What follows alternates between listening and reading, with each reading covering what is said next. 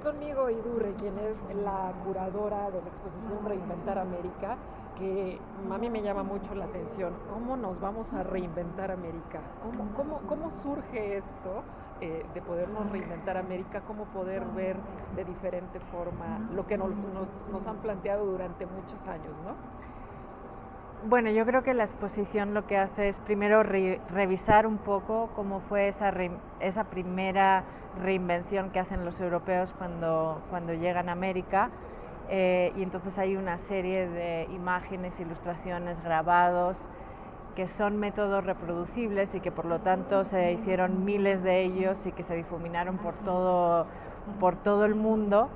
Y entonces la muestra lo que plantea es ver esa imagen de construcción que se realiza desde Europa, desde la mirada del otro, y después a través de las obras que han hecho los artistas contemporáneos como Denilson Baniwa y el colectivo Cherani, ellos como introducen otra idea de reinvención cuestionando la que ya se ha hecho, y sobre todo hacia el final de la muestra se ve como una nueva idea de reinvención. Yo pienso que América ha sido reinventada continuamente y que seguimos reinventándola hoy en día, ¿no? Y esa es como la premisa de la exposición. Lo que hace esta exposición es revisar los materiales de la colección del Getty Research Institute, que es una colección de archivo y por lo tanto tiene colecciones especiales con libros y grabados, y revisando lo que sucede desde el siglo XVI hasta el XIX en cuanto a la representación de América. Esto planteaba un problema porque obviamente lo que nosotros teníamos en la colección era la idea de América desde Europa, pero lo que no estaba ahí era cuál era la idea o la representación desde lo local. Y entonces por eso yo decidí invitar a los artistas contemporáneos a que se introdujesen en la narrativa de esta exposición. Y eso es lo que hace la muestra, y quizás el primer ejemplo es esta gigantografía, que es una imagen de un libro de Abraham Ortelius, de Mapas del Mundo, en donde aparece una de las primeras representaciones del continente americano, y lo que Denilson ha hecho en esta obra es borrar a mano todos los nombres de los lugares que fueron dados por los colonizadores, después introducir la idea del continente americano como tierra indígena y ponerle un nuevo título que es Historia de las violaciones. Además de eso, también ha introducido elementos que tienen que ver con su cultura baniwa. Denilson es un artista brasileño de la zona del Amazonas, y los baniwas son uno de los grupos de los más de 20 que existen en esa región. Entonces también introduce varios elementos de su cultura, y él siempre también tiene como un humor negro, es muy satírico, y entonces los barcos les pone como las máscaras de piratas, ¿no? Esta primera sección trata sobre la alegoría de América. Entonces, por supuesto, cuando los europeos llegan a América, se plantean la idea de cómo representar a América de forma alegórica. O sea, ya tenían las imágenes alegóricas de Europa, de Asia y de África, y entonces la América se representa como una mujer que está siempre semidesnuda, que tiene plumas en la cabeza, que tiene siempre armas. Por ejemplo, esta mujer, esta América, tiene un arma tupinamba brasileña. Después siempre aparece la referencia a la violencia y a los sacrificios humanos, por eso tiene una cabeza en la mano, por eso aparece un brazo cortado. Y luego también suelen aparecer representaciones de animales locales. En este caso hay un loro, y suele aparecer también la hamaca, por ser un elemento indígena. Y esta representación de América se va a reproducir durante más de 300 años, más o menos de la misma manera. Y entonces en esta vitrina de aquí aparecen varias representaciones de América. Esta es la que veíamos en el mural que Denilson ha usado. Esta es la imagen que él ha usado, que está intervenida por Denilson. Esta es otra representación de América. Este libro es muy importante porque es de Ripa, y este era usado por los artistas cuando estaban planteando, describe cómo se deben hacer las alegorías.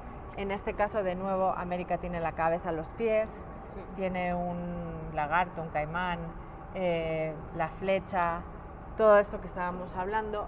Este es el libro donde está la representación del continente americano, el de Abraham Ortelius, nada más que Denilson también lo ha intervenido. Entonces lo que él ha hecho es tapar varias partes del libro para que uno nada más se fije en ciertas zonas. Arriba está Europa, esta es Asia, esta es África y abajo está América, de nuevo desnuda, con la cabeza en la mano, la hamaca. Y él ha titulado el libro, le ha cambiado el título y ahora se llama Terapia para Todos. Esta serie de grabados son de Stradanus, un grabador que trabajó para los Medici. Quizás esta imagen es una imagen que encapsula la mayoría de los temas que están en esta exposición. Es Americo Vespucci llegando a América. No es Cristóbal Colón porque como él trabajaba para los Medici, entonces prefirió poner a un italiano, ¿verdad? América está representada ahí, de nuevo, desnuda, la hamaca, el garrote tupinamba. Americo Vespucci tiene un astrolabio en la mano, que es para la navegación, y entonces también es muy importante entender que en esta época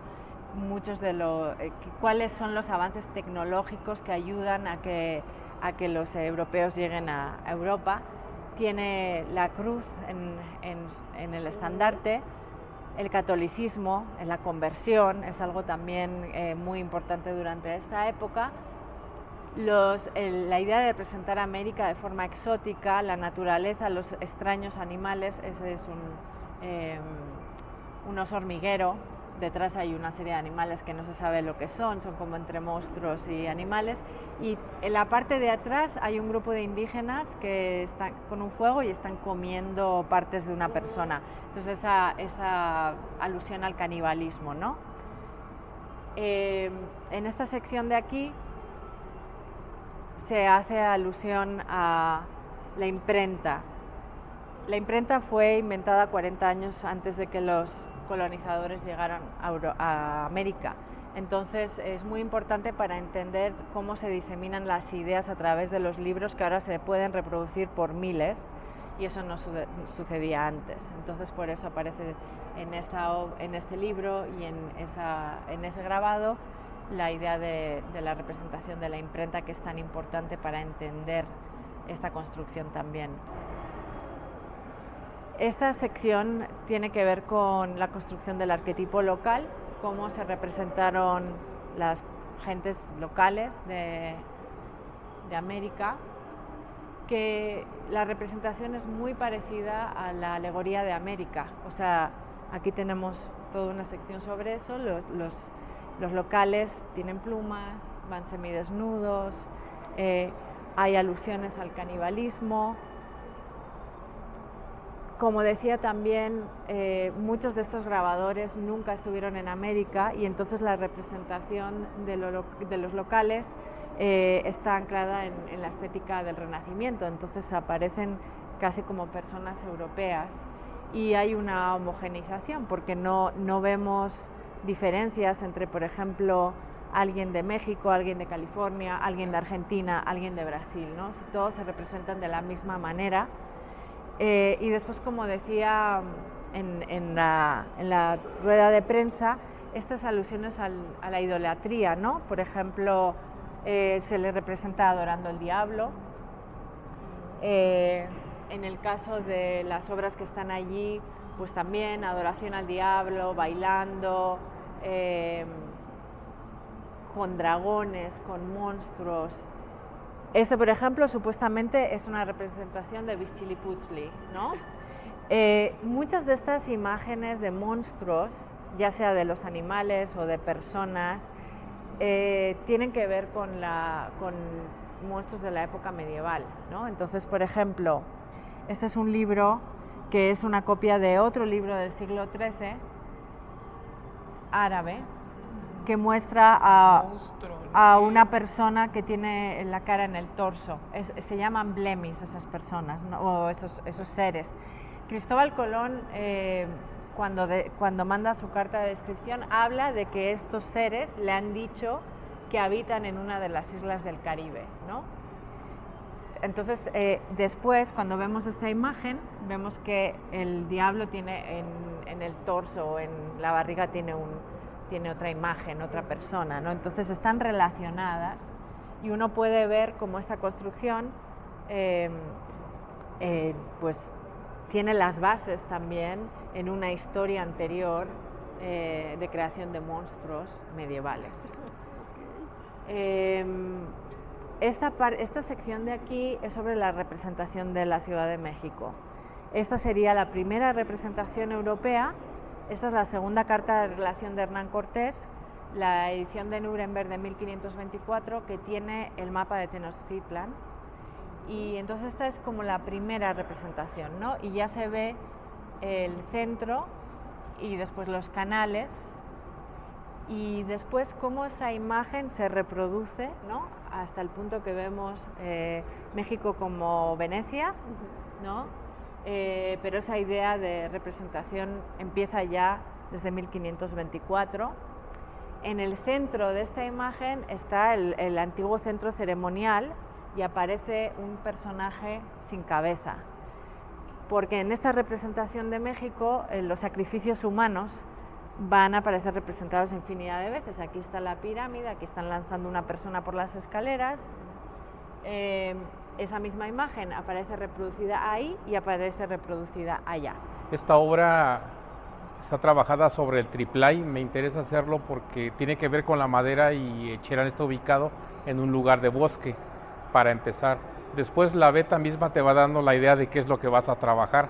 Y en este caso a mí lo que me interesaba era ver la cuestión de la mujer como un ser pensante capaz de sentir en los extremos tanto el bien como el mal, y que además es quien finalmente se encarga de cuidar y de tener en el seno a la familia y ver que todos estén bien en las diferentes culturas, y cómo a pesar de estos siglos de opresión finalmente y las batallas que ella va librando como comunidad indígena, como mujer, entonces se da ese tiempo todavía para tener empatía por otras personas, por otras culturas, y por eso aparece ahí la máscara de los negritos. Los negros trabajaron en los ingenios alrededor de lo que era la meseta purépecha en el estado de Michoacán, y ese desarraigo de continente, entonces ellos sabían que iban a morir ahí, y cómo querían ellos aún así dar pervivencia a esas tradiciones, a esa forma de ser, y la mujer indígena cómo tenía esa empatía de sentir lo que ellos sentían y a la vez de que estaba sufriendo también esa opresión. Entonces, tienes aquí América también, ¿no?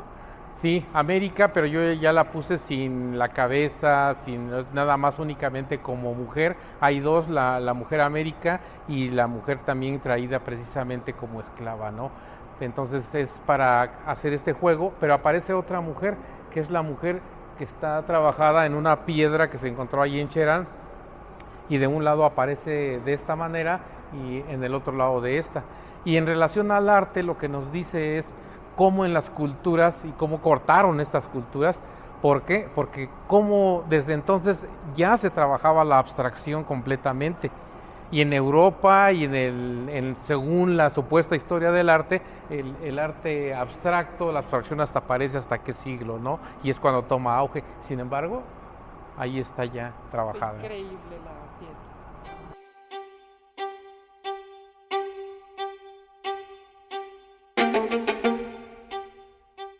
Esta sección habla sobre la naturaleza, que también es un tema sumamente importante en la representación. Los libros de plantas y lo que Sí, está aquí, ¿no? sí. Entonces, también hay como una dicotomía en la representación de América. Por un lado tenemos a la representación de los locales como salvajes, poco civilizados, pero también se representa América como el Edén, ¿no? Y a veces esa representación incluye a los indígenas como Adán y Eva, como es el caso de esa imagen de ahí, o esta imagen de aquí, o inclusive esta imagen, ¿no? Entonces hay siempre como esta cuestión entre representar a América como un lugar fascinante, exótico, fascinante, o un lugar lleno de peligros, violento, ¿no? Entonces eso aparece constantemente. Por supuesto, los nuevos productos, animales, etcétera, son muy importantes y se realizan un montón de historias naturales que compilan estas nuevas plantas y animales para los europeos, ¿no?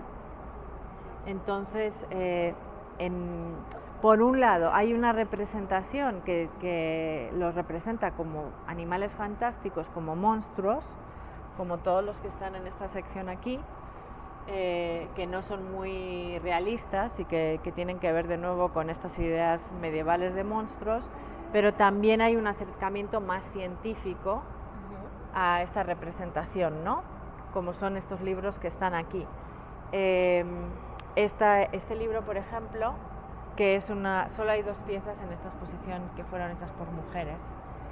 Es de María Sibila Merian, que era una científica holandesa que va a Surinam a estudiar las mariposas.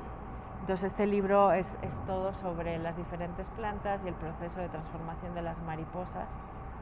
Y este otro libro de Francisco Hernández, él era el médico del rey de España Felipe II, lo envía a México a estudiar las plantas medicinales, pasa aquí 10 años, y después en este libro lo interesante es que los nombres de las plantas aparecen en náhuatl y también en latín, y las ilustraciones tienen mano indígena, entonces también se ve cómo hay una transferencia de conocimiento desde lo indígena a lo colonial, ¿no?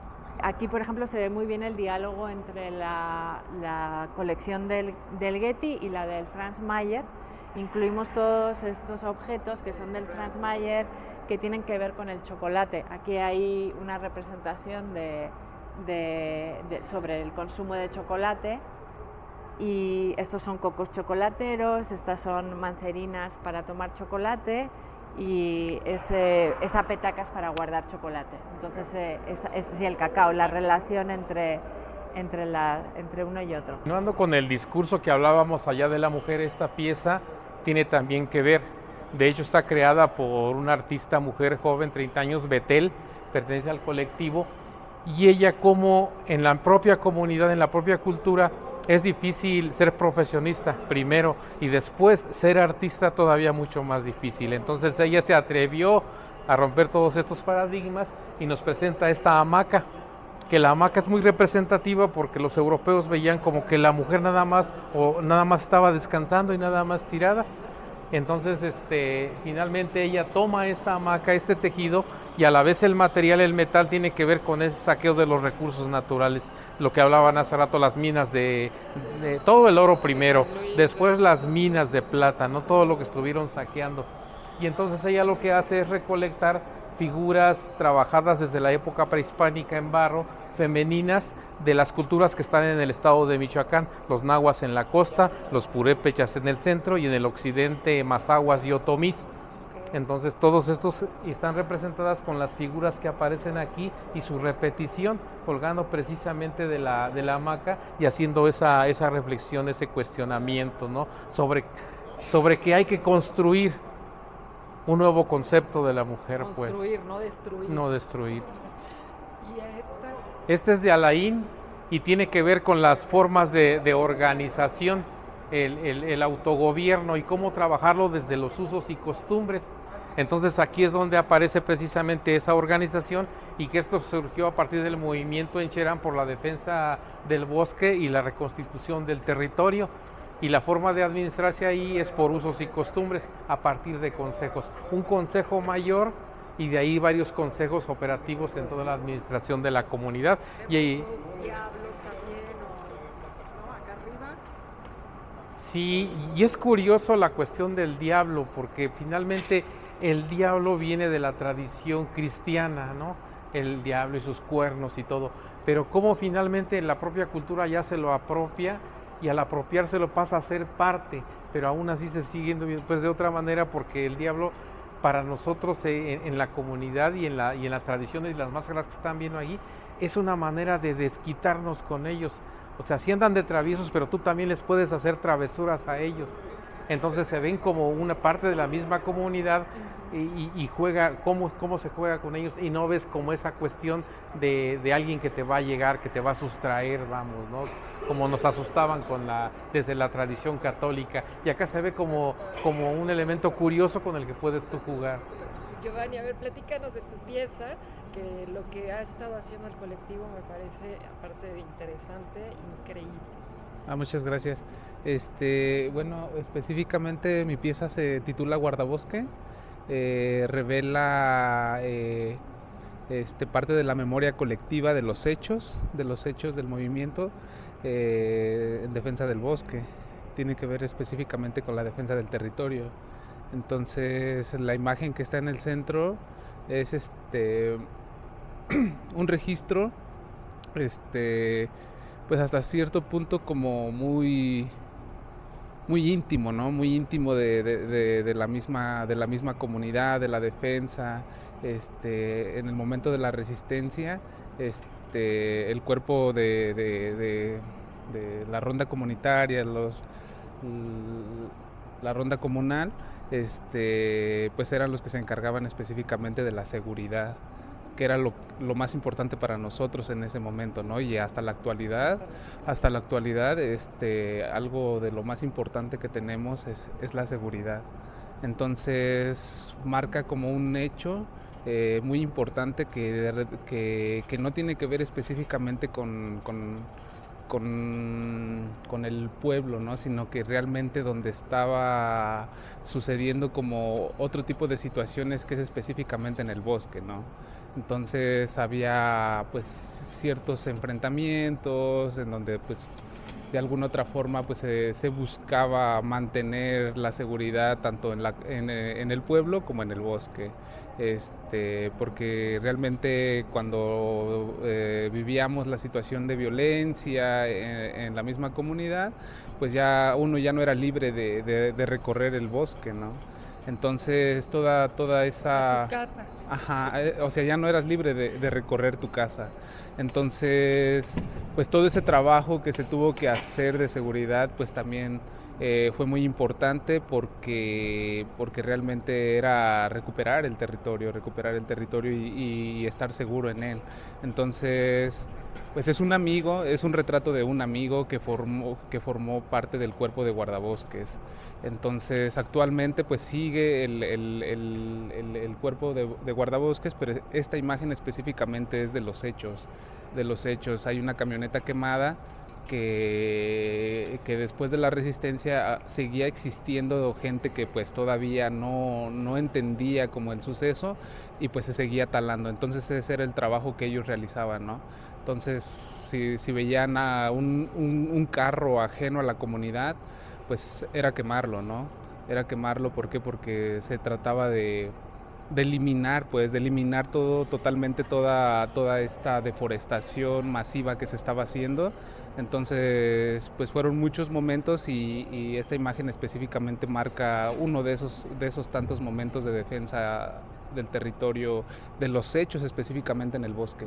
Pues qué bonito que a través de tu arte lo puedas plasmar. Muchas gracias. Muchas felicidades. Muchas gracias. Y después la exposición pasa a una sección sobre las narrativas de la conquista y cómo se representa la conquista de diferentes formas. En esta sección de aquí están más los libros con representaciones muy violentas de la conquista. Desde Cusco, este es el libro de Fray Bartolomé de las Casas, que probablemente saben que fue un gran... que contó todas las atrocidades que los españoles cometieron en América. Y entonces, bueno, son imágenes muy violentas, tanto esa como esta, todas las que están aquí. Esta de aquí tiene una intervención de Denilson. La imagen original muestra a los españoles, Vasco Núñez de Balboa echándole... Esta de acá, ¿no? No, esta es esta. Ya. Que esta es la llegada de los españoles a Florida. Este de aquí es Vasco Núñez de Balboa lanzándole los perros a los indígenas para que se los comiesen vivos. Y lo que Denilson hace es que convierte a los españoles en perros, les pone cabezas de perros y él habla como de una especie de karma, de bueno, como ellos hicieron esto, ahora los convertimos en perros para siempre. Al mismo tiempo, de nuevo, el humor negro, porque las cabezas de perros son como casi como perros de Disney, y es como gracioso pero a la vez terrible, ¿no? La acción tiene que ver con los personajes locales que lucharon en contra de la colonización. Entonces, bueno, está Atahualpa en Perú, está Moctezuma, y aquí está Quanambec, que probablemente es el menos conocido para nosotros, pero fue un líder indígena de la resistencia muy importante en Río de Janeiro. Entonces, Denilson lo que ha hecho es que con este iPad tú lo pones enfrente del libro y aparece él hablándote y te dice: América es una ficción colonial, estás en territorio ocupado. Bueno, eso es lo que Denilson ha hecho. Y después lo que funciona muy bien con estos materiales es la gran obra del Franz Mayer, que es el biombo, que por este lado tiene la conquista de Tenochtitlan. Entonces, toda esta violencia que se ve en estas imágenes funciona muy bien con lo que vemos en estos libros. Esta es la parte sobre los viajeros del siglo XIX. Entonces, los viajeros del siglo XIX que van a América tienen una visión diferente, más desde el punto de vista científico. Estamos hablando del momento de la Ilustración también, donde el conocimiento científico tiene un gran peso, y entonces sí vemos cómo hay una necesidad de representar más realista, de manera más realista, a los diferentes grupos indígenas, pero lo que sucede es que su acercamiento los convierte como en objetos de estudio, ¿no? Entonces los deshumaniza, como vemos por ejemplo en las obras de Rugendas, que es un viajero alemán que viaja en este caso a Brasil, pero también viaja para otros lugares, y lo seguimos viendo en obras como esta, que es otro viajero que viaja a Chile y a Brasil, pero aquí tenemos Perú, también tenemos Colombia, Argentina, México, y después otra cuestión importante en esta época es que empieza a haber un interés por los sitios arqueológicos prehispánicos, ¿no? Entonces por eso tenemos estas representaciones. Esto es Mitla, ¿no? Este es Catherwood que viaja por Yucatán y también por Chiapas. Y entonces también en ese sentido hay como un cambio, ¿no? Un interés por el pasado prehispánico, y este es posiblemente uno de los libros más importantes de esta sección, porque este es el de Humboldt, otro viajero alemán que pasa 4 años viajando por diferentes países de América Latina, y esta imagen en específico es Chimborazo, esto es Ecuador. Pero lo interesante y lo importante de Humboldt es que también se interesa por las culturas locales, por el tema prehispánico. Entonces empezamos a ver diferentes acercamientos que no habíamos visto en la época colonial. Igual sucede con el tema de ser críticos con la esclavitud. Este es Rugendas, el que había mencionado antes. Esta es una representación de un castigo a un esclavo negro en Brasil. Y bueno, entonces, y este es William Blake, el artista y escritor inglés que hace estas ilustraciones para un libro sobre Surinam. Entonces vemos cómo empieza a haber un pensamiento crítico sobre la esclavitud en este momento que no habíamos visto con anterioridad. Sí. Háblanos de tu pieza y obviamente los rostros que vemos ahí, que son los que también llaman mucho la atención, ¿no? Ajá. Sí, esta idea surgió a partir de que en Pátzcuaro se encontró el año pasado un chacmón. Entonces, lo que hice en este caso fue acercarme lo más posible a la figura que en ese momento se encontró. Es decir, la medida, la altura casi es la misma que del original. Pero en este caso, lo que hice fue como hacer una representación, a lo mejor un reconocimiento a algunos activistas de Michoacán que lamentablemente han desaparecido y fallecido. Entonces para mí es como un asunto de de reconocimiento también. Es una especie de reconocimiento hacia ellos. En este lado tenemos a Homero Gómez, que es un activista de la región de Zitácuaro, que cuidaba mucho el asunto de la cuestión de la mariposa monarca y ese tipo de cosas. Acá tenemos a Hipólito Mora, que también fue un activista y fue uno de los iniciadores de los autodefensas en Michoacán. Acá tenemos incluso él era un amigo mío, que es Israel Vargas, de un pueblo cercano donde nosotros vivimos, que es Tanaco, y que lamentablemente también fue desaparecido también este año. Pues la cuestión es como también, pues son sucesos que están pasando en México actualmente, y es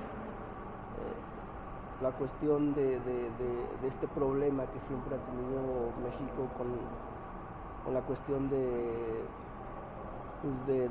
las organizaciones criminales y este tipo de cosas. Pero yo quiero acercarlo como a una cuestión más de reconocimiento hacia los personajes también. Y este es el gran mural que ha hecho Denilson, al que también invitó al colectivo Cherani a participar. Entonces la parte de abajo la han hecho ellos, pero básicamente este mural representa la cosmogonía banigua, el principio del universo desde la perspectiva banigua.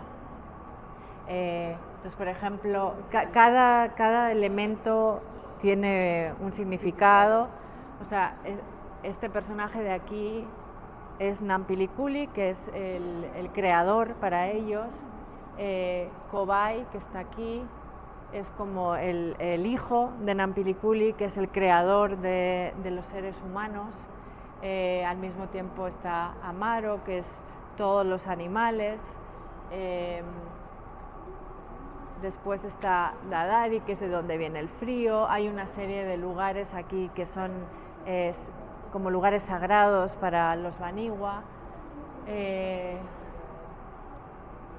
Y Pana es para ellos el centro del universo, que es como el ombligo, ¿no? Un poco también como aquí. Entonces, bueno, a mí me encanta la idea de que la exposición, de cierta manera, termina con la reinvención de América desde la perspectiva banigua, ¿no? También hay un gabinete de curiosidades que lo ha hecho Denilson, y como sabemos los gabinetes de curiosidades fueron inventados en el siglo XVII, XVIII por los europeos como para mostrar objetos y elementos de culturas ajenas y de cierta manera esta idea del otro, ¿no? Pero desde un punto de vista exótico. Entonces Denilson lo que hizo fue traerse materiales del Amazonas y presentarlos como si fuesen un gabinete de curiosidades europeo. Y bueno, todo está, bueno, le ha cambiado a todo, le ha puesto mensajes, ¿no?, que tienen que ver con la colonización. Muchísimas gracias, Idurre. Sí, de nada. Muchas gracias.